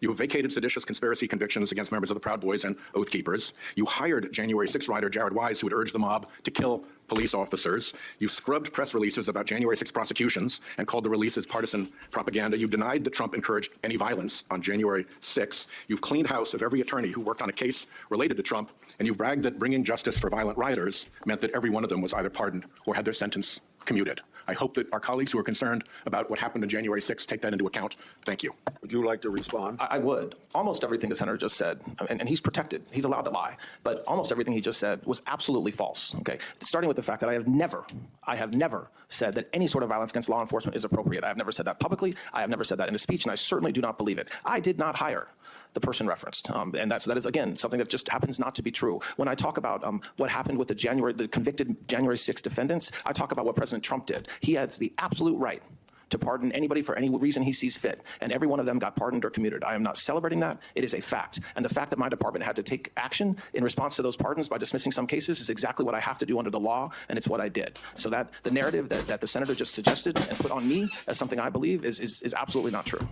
Since he accused me of lying personally, Mr. Chairman, let me ask that I put this series of concerns into a question for the record, and that you, under oath, one by one, tell me where there's a lie. I'm happy to do that. We'll get that to you. I'm happy to do that. Absolutely. Thank you very much, Mr. Chairman. Mr. Blanche, thank you for coming by my office yesterday. I think we both knew going into that meeting that we had strongly held political beliefs on both sides of the table, and yet we had, I think, a respectful exchange, and I thank you for coming by. Thank you. I'm glad you brought your staffers with you. My staff was there as well. If there was any misunderstanding, my representation of your remarks, you'll have a chance to correct the record in a few moments. But I'll do my best to stick by what I said, and as my staff has backed me up, and in my memory of it, yours may be different. But thank you for meeting with me yesterday. I want to acknowledge the obvious empty seat at the dais here, which the chairman, next to the chairman. The committee is mourning the loss of our friend and colleague, Senator Lindsey Graham, former chairman and ranking member of this committee. I served on the committee with Senator Graham since he joined the Senate in 2003. I cherish my memories of both our fierce partisan battles and our landmark bipartisan agreements. He was a trusted friend. My friends and family back home can't believe it when I say these things. You mean that, Lindsey Graham? Yes, I do. He was a good person, a valuable part of the Senate family, and an extremely valuable part of this committee. I'm glad that we're honoring him with this memorial today. Let me say at the outset that the chairman spent several minutes talking about Jack Smith. I want to make one thing clear about Jack Smith, who was a special counsel.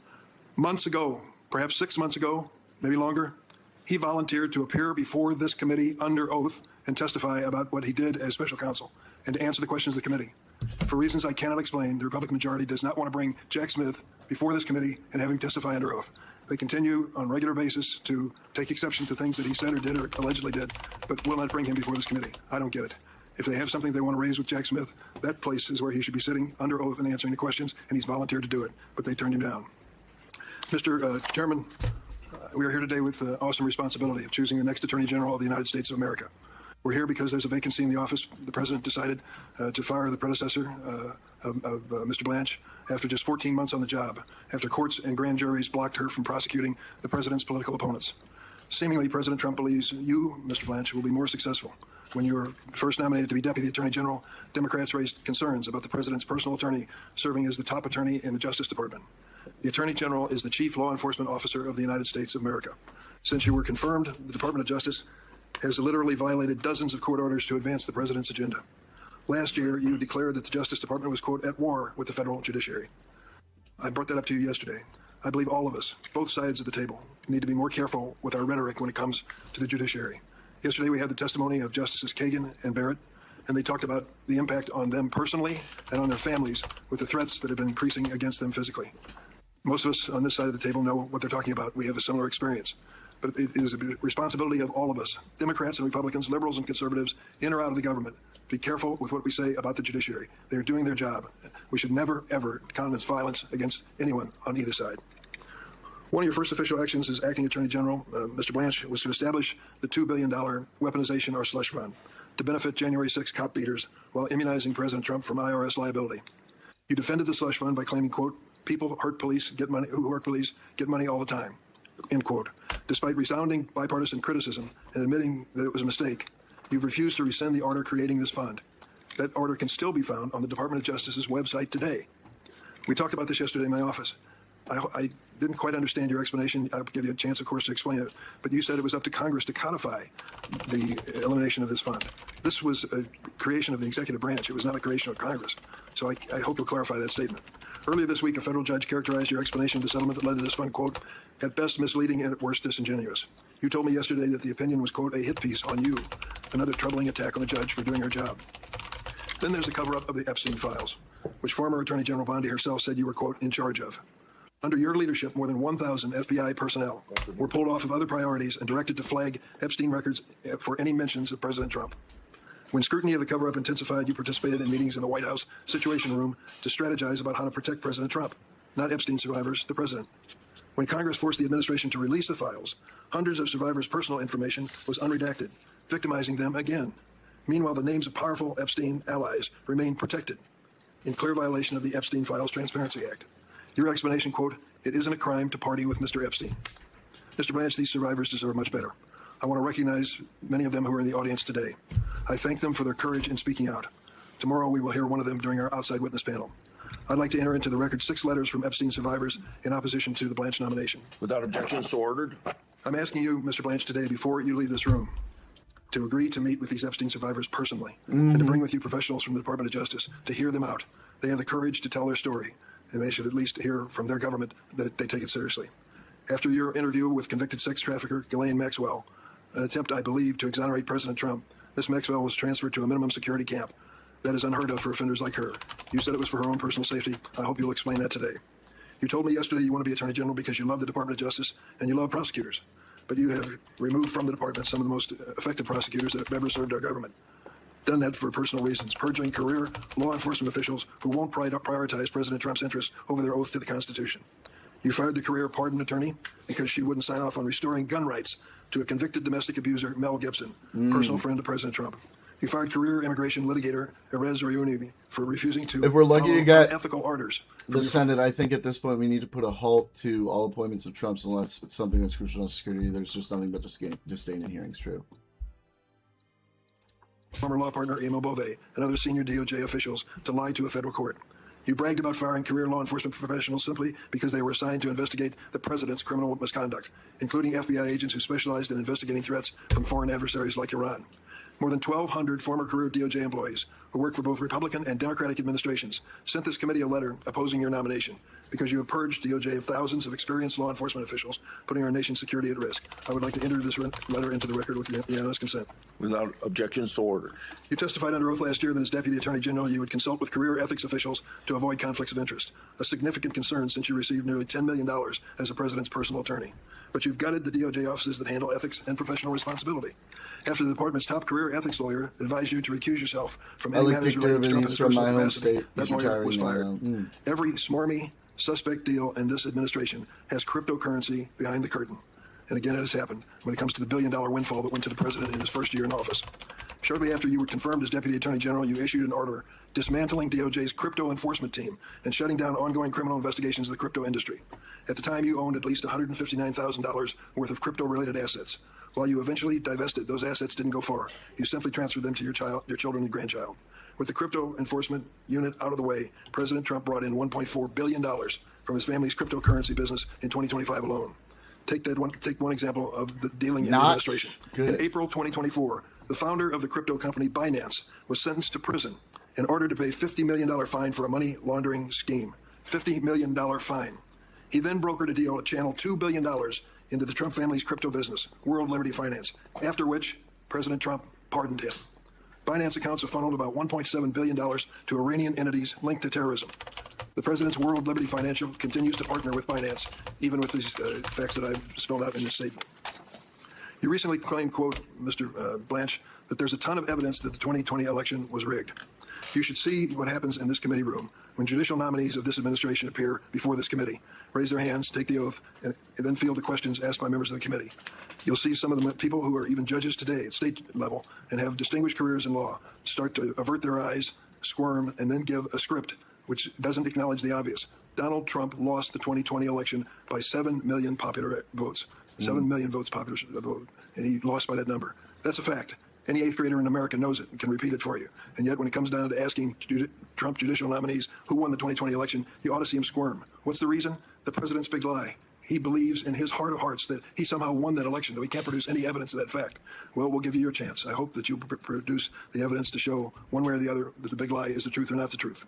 Your first indictment of former FBI Director Comey failed in a case brought by an unqualified and unlawfully appointed U.S. Attorney, Lindsay Halligan. So now Mr. Comey is being prosecuted for taking pictures of seashells. This prosecution, personally ordered by the president, who despises Mr. Comey for overseeing the investigation of Russian interference in the 2016 election. You have also baselessly indicted the Southern Poverty Law Center, a civil rights organization that has worked tirelessly to expose violent extremists like the Proud Boys and Oath Keepers, a group which we in the Senate know well for their January 6th escapade, the same people you gave a clean slate for their role in attacking this Capitol. A federal judge recently singled out your, quote, remarkable statements targeting Kilmar Abrego Garcia is evidence that his criminal prosecution was, quote, marked by a retaliatory taint for successfully fighting his deportation. And despite my repeated request, you've yet to produce the DOJ memorandum concluding that it was legally permissible for the President of the United States to accept a gift of a luxury airliner from the royal family of Qatar, despite constitutional and statutory foreign gift prohibitions. Earlier this month, that jet was launched as Air Force One, despite credible reports of security vulnerability. Last weekend, the Department of Justice responded not by addressing these concerns, but by sending federal agents with subpoenas to the homes of the reporters who exposed these lapses. In less than 18 months at the Department of Justice, you've shown you're still President Trump's personal attorney. Your tenure can be summed up in the 4 words you said, quote, I love you, sir, to President Trump. This was your response when you were asked what you would say to him. This nation deserves an Attorney General who loves the Constitution more than any single president. An Attorney General focused on keeping America safe and combating corruption, not satisfying the president's personal grievances. I love you, or channeling sir. crypto cash to the administration's mega faithful. Mr. President, Mr. Chairman, I yield. Senator Schiff. Thank you, Mr. Chairman. Mr. Blanche, you represented the president in at least three criminal cases, the hush money payment case in New York, the January 6th case, and the Mar-a-Lago classified documents case. You said when you appeared last before this committee, you would consult with ethics lawyers about that apparent conflict of interest in handling any case involving the president, having been his personal counsel. Did you consult with Joseph Terrell, a senior ethics lawyer at the department? I believe I met with Mr. Terrell, yes. Did Mr. Terrell tell you that ethics laws and policies required that you not be involved in cases involving your prior representation of the president? Yes. So in those 3 matters, hush money payment case, January 6th case, Mar-a-Lago case, you were to recuse yourself? I'm recused, correct. Well, by the way, the cases are not ongoing, Senator, but to the extent there's any work around those cases, yes, I'm recused. So you said to CPAC a couple months ago, the other things that are happening, there was not a single man or woman at the Department of Justice who had anything to do with those prosecutions, meaning the prosecution of the president. So you're saying that it's not a conflict of interest for you to be involved in the firing of prosecutors who prosecuted your client, your former client? There's no conflict there? Is that no, there is. I wasn't involved. So at CPAC, you're taking credit for the firing of these Department of Justice lawyers, but you're not willing to take responsibility before this committee. Is that the case? No. Okay. I'm making, there's well, a statement I gave you at were CPAC. bragging about this at CPAC, the firing of these prosecutors, the firing of the FBI agents, the getting rid of everyone who investigated your client. You were proud of that, speaking for the Department of Justice, but you don't think that's a conflict of interest. You moved to vacate, I don't think you're going to deny involvement in this, you moved to vacate the convictions of 12 Proud Boys and Oath Keepers, which erased their convictions, restored their gun rights. These people were convicted in the January 6th investigation, which also involved the president, who you represented. You were involved in dismissing those cases, were you not? I'm the acting attorney general, so yes, my department moved to dismiss. I was so not involved. you didn't recuse yourself from that matter. You were willing. There's no reason from the Proud Boys matter. Yes, I mean, it was. you know the rules. There are rules that say when yes, I have to there are recuse, rules, and that's not one of them. And there are rules. And when you're told to recuse yourself from investigations that you handle for the president, you're supposed to recuse yourself. No, when so I represent you've also said. You've also refused to release Volume 2 of the Special Counsel's report. That was an investigation into the Mar-a-Lago documents case. How is that not an abundant conflict of interest? Refusing to release to the public an investigative report of an investigation into your client. I am not a judge, a federal judge. No. The department's position under you, Mr. Blanche, was do not release the report. So that position... If you went into court asking them to release it, it would be released by now. So how is that not a patent conflict of interest? What you're saying happens to not be true. I did not do that. What you're talking about happened before I became the Deputy support the Attorney release of General. No, I don't, but I'm recused and had nothing to do with that case. Like, you can't accuse me of violating my ethical rules and then lie about what I did. So you had nothing to do with the decision to prohibit the release of the report? You had nothing to do with the department's position? I wasn't in court. I'm not asking whether you were in court. I'm asking you whether anyone sought your opinion or used your guidance in refusing to release Volume 2. When that litigation was ongoing, I was a private citizen, still representing the President of the United States. It was before March, since March, to the extent there's been anything in front of that judge. Mr. Blanche, I asked you in your last confirmation hearing whether you would release the report. Your answer was no. Your answer was not, I will recuse myself. Your answer was no, I will not release the report. That was your testimony last before this committee. You subsequently were advised by ethics lawyers not to be involved in these matters. But it appears you were involved in these matters. Let me ask you about another matter. I wasn't involved. Well, you can't say it appears I was involved. Let me ask you about another one you have your name on. The truth has to matter at some point. It does matter. We just don't hear much of it from you. But let me ask you about another matter you have your name on. I don't think you can deny responsibility here. And that is the IRS settlement agreement. So you put your name on this. That absolves the president of tax liabilities in the past. The president was convicted in the case you represented him in of falsifying business records in part for tax purposes. Does this settlement not absolve the president of any liability for tax crimes associated with what he's already been convicted of? That's not what he was convicted of. Not having to do with tax purposes. I'm happy to read the statement of facts. The participants took steps that mischaracterized for tax purposes the true nature of the payments made in furtherance of the scheme. So you know, Mr. Blanche, there was not the president. It was somebody else. Well, if the president is conspiring with others to falsify business records to help them cheat on taxes, he is also exposed to liability. You know that as well as I do. He can't be audited for that. I don't know exactly what we expected. This is sort of the contentious, thing that we did expect. He's going to say, I didn't do anything wrong. They're going to say, you did wrong stuff. And Trump wants you to do wrong stuff. And that's about it. And he's going to probably get confirmed. And of course he can be. Of course he can be. And he can be prosecuted for it. But the agreement you signed on behalf of your former client, on behalf of your current client, in a staggering example of self-dealing prohibits that. Let me ask you this. Does this tax agreement, this addendum you signed, also hold him harmless from any audit or tax liability with respect to the billions in crypto money he made in his first year as president?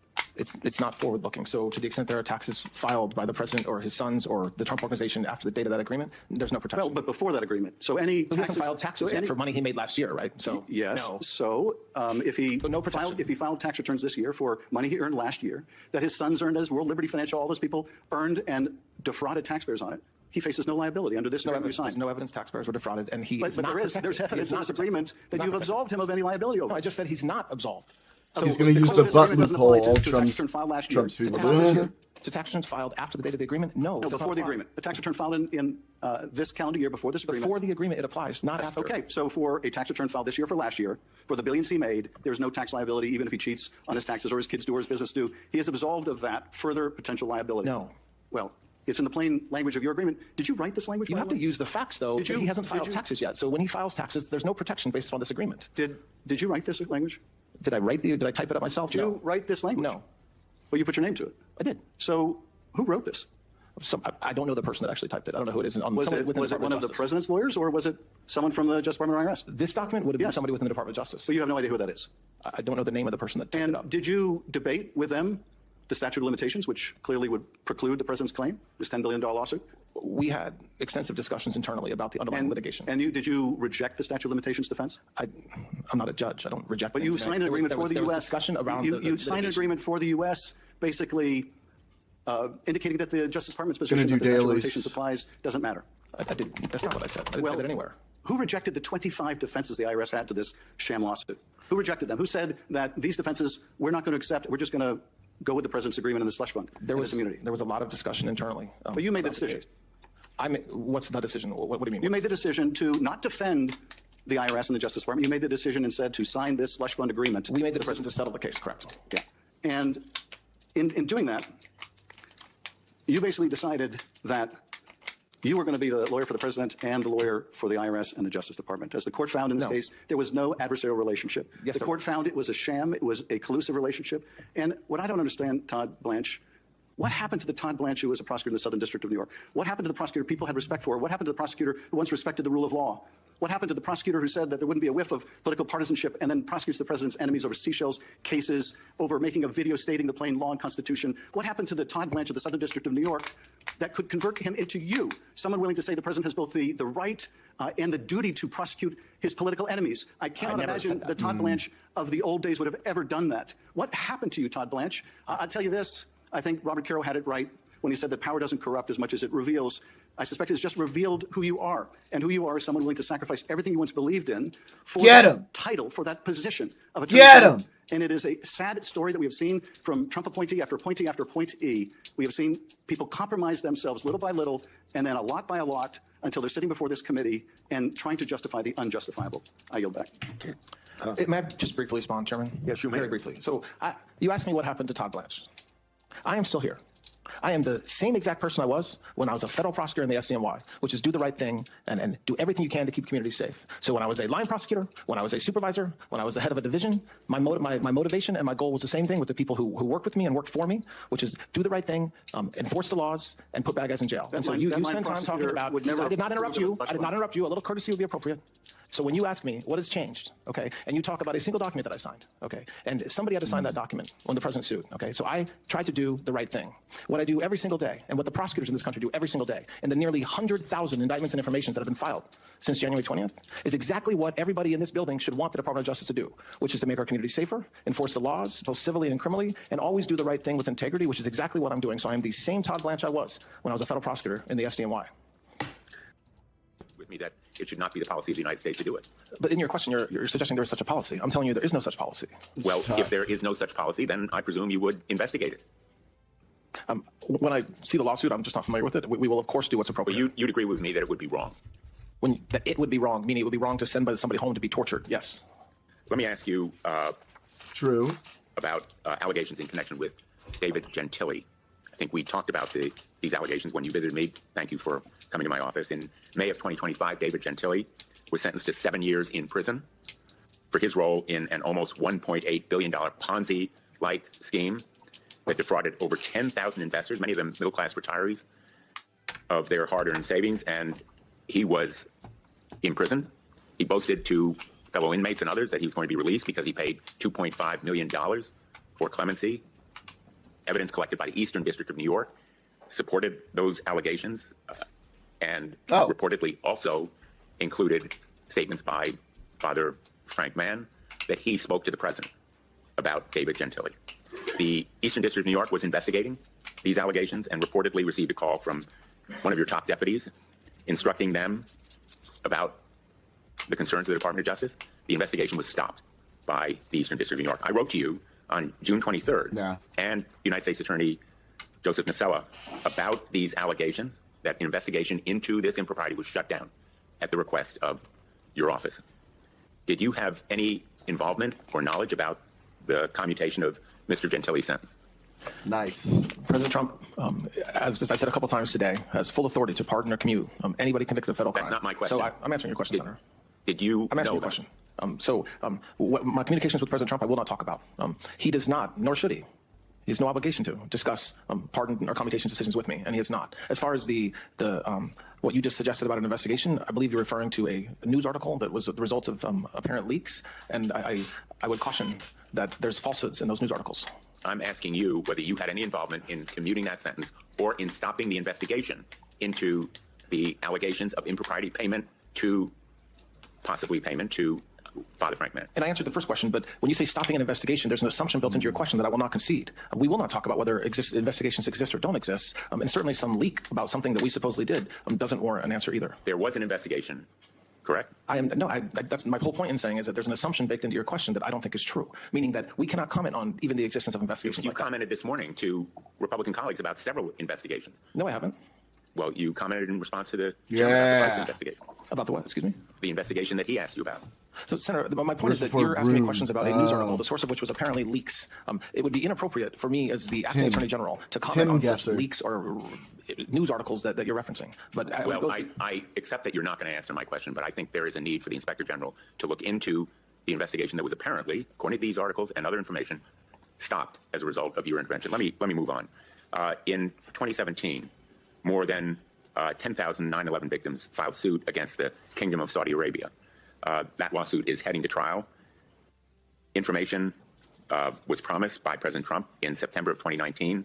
That information has not been provided. Will you commit to meet with those families and provide the information they need for their lawsuit? Folks from my office have met with the representatives of those families. We will commit to continuing to have communications, of course. And provide the information they're seeking? Well, you're saying, I don't know what the information is you're talking about, so obviously I can't just commit to providing the information. Well, let's talk about other information. Information about the Epstein abuses. Your predecessor apologized to the Epstein survivors with good reason, because as you've said today, mistakes were made. I'm asking you today, with Epstein survivors in this room, to apologize to them. Well, so my heart breaks for every victim of any sexual crime, whether it's involving Mr. Epstein or somebody else. And so if you're asking me to apologize that this happened to them, of course, absolutely. This is a horrible thing, which is why this Department of Justice, this administration is focused very heavily on going after these predators. And so, yes, of course, that's part of my job is being empathetic to the victims of crime. Will you apologize to them for the mishandling and mistakes that were made by the United States Department of Justice? I will absolutely say that any mistake that we made should not have been made. And I very much apologize. I can answer the question, or you can just interrupt my, Senator, but I am answering your question.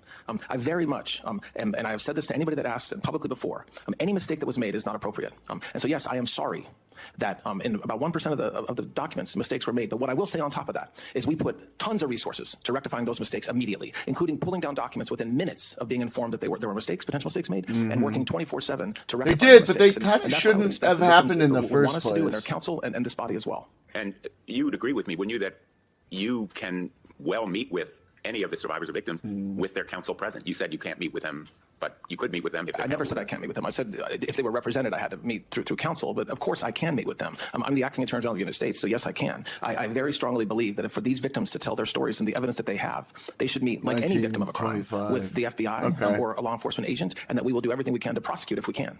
Yeah. The judge in Florida referred your misconduct. She concluded that there was misconduct and misrepresentation and improper purpose in that legal action to the bar of New York for potential discipline, including losing your law license. I know you disagree with the result of the ruling. Has that kind of referral ever happened by a federal judge for an attorney general of the United States? Location was I don't know, but I'll tell you something. That judge never asked us to respond. She never gave us an opportunity to respond to anything. And she didn't refer me. She just asked that a copy of the order be provided to the New York bar, because there's several activist groups that have filed complaints against me. So listen, as I said earlier, I think anybody on this committee, especially the lawyers that have practiced, can read that opinion and reach their own conclusions. But I very much disagree with the judge's insinuations about me. And we're going to do what we can to make that right. One last question. Would you agree with me that agents of the United States should not fire into cars unless fire their weapons into cars unless there is an imminent threat? Give a short answer to that. There's a well-established standard as to when an agent can discharge their firearm, and I think that's something that should be followed in every case. And that includes not firing weapons into cars. Nice. Oh, Cambodia. Well, that was not very enlightening. That's sort of exactly what we expected from that kind of hearing. Let's finish our time guesser real quick. Where is this? And Mexico.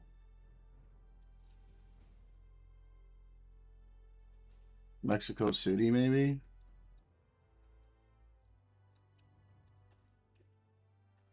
In like the 70s, 80. Hey, I wasn't far.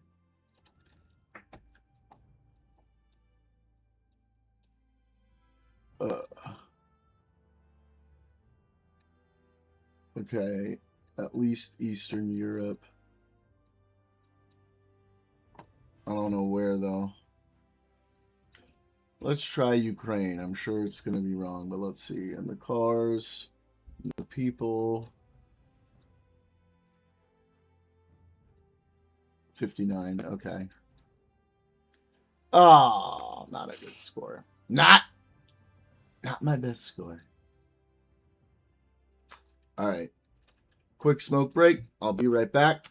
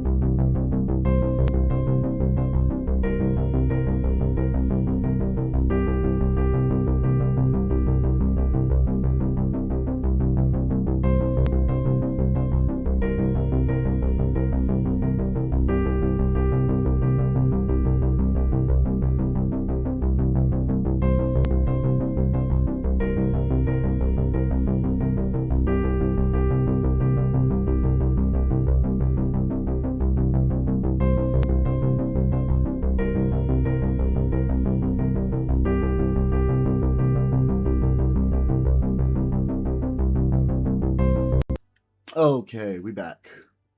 Sorry, that was a little long. I'm not sure too much what else to get into tonight. Does anyone in chat have any suggestions? I'm sorry, it's a bit of a boring stream today.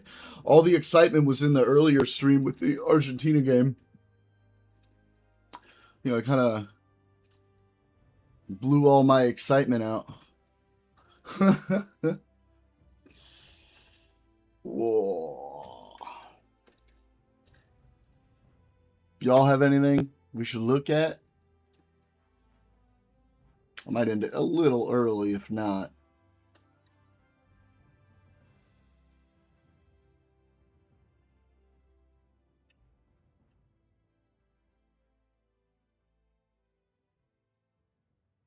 Нет. Nothing. Nothing. You guys have nothing. Oh my goodness. That's okay. It's okay. Okay. Oh shit! Then I do have one last thing before we end the stream.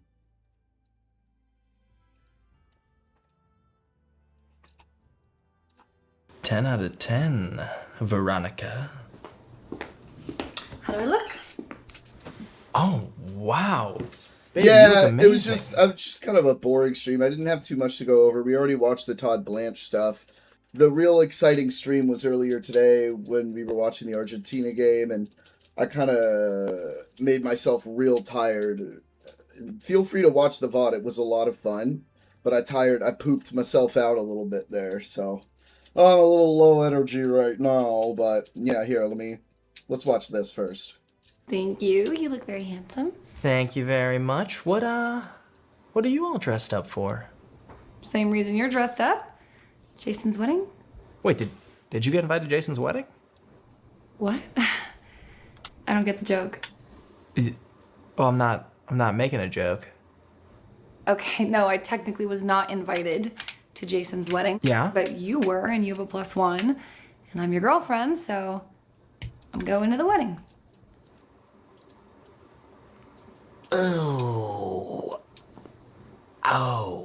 God. This is awkward.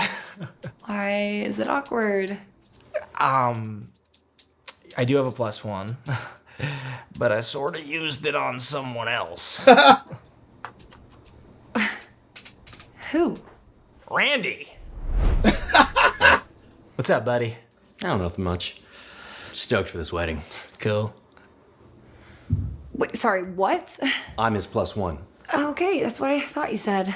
Sorry. No, Mikey. Sorry, no, I'm your girlfriend. I know. So I'm your +1. Says who? Says society? I don't think I've ever heard society say that. That's just the normal thing to do. I mean, you have a +1. I know the bride and groom. I'm your girlfriend. You take me as your +1, not Randy. Hey. What's up, man? Oh, nothing much. Stoked for this wedding. Cool. Mikey. What? You're taking me to this wedding. No. I'm taking Randy. Hey. What's up, man? Oh, nothing much. I don't work for this. Well, why the hell would you do that, babe? You know we need the money. I don't know. I guess I figured you were taking me. Oh, there's your problem. You figured. Shut the fuck up. Jeez. Sorry. Mikey, I'm going to Jason's wedding. Oh, you got invited? No. Oh, then I don't think you can go. I don't think it's really an open invite thing. I'm going to be there. Yeah, says who? Because you are going to take me. Sorry. Because that's what you have to do. Yeah, see, that's the thing is that I don't have to, though, right? Because the invitation just said Mikey +1 guest, not Mikey plus a random girlfriend. I'm not a random girlfriend. I know Jason and Jackie. They are my friends. Well, they also know Randy, and between us, they like him a lot more than you. Tell her. Jason loves me. Shut the fuck up. Whoa, babe. What? Do not talk to my +1 like that. Oh my God. Okay. Mikey, you live with this? Mikey. Woman! Why the fuck are you not bringing me to Jason's wedding? Live with this? Shut up. What is the reason? There's a million reasons I don't want to bring you to this wedding. At least. Oh, great. A million reasons, okay? Let's start with one. First and foremost, if I take you, you're gonna be yippity yap yapping in my ear the whole time about when's it gonna be our turn to get married? I mean, fucking kill me, dude. I'm not gonna do that, Claire.